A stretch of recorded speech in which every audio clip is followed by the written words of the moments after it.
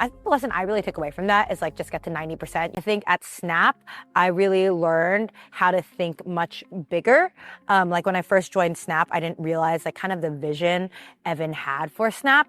And it was very inspiring seeing like his ideas on how he would eventually compete with Amazon, compete with Google, etc. Which I think like no one even to this day thinks about Snap competing with Amazon or Google. But to see him think so innovatively about product and not care about like that A/B test portion of things taught me just a lot about like the importance of being open-minded and like product-driven as well. And really about like perfection. I think the lesson I really took away from that is like just get to 90%. You don't need to spend 3 years going back and forth on the design.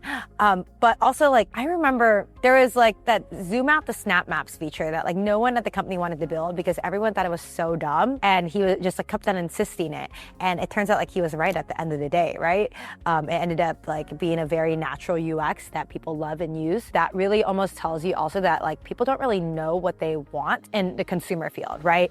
Like it might sound like the dumbest thing, but you really just have to like kind of give it a go.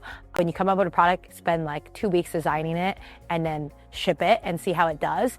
And if there's traction, then go and iterate and improve on it.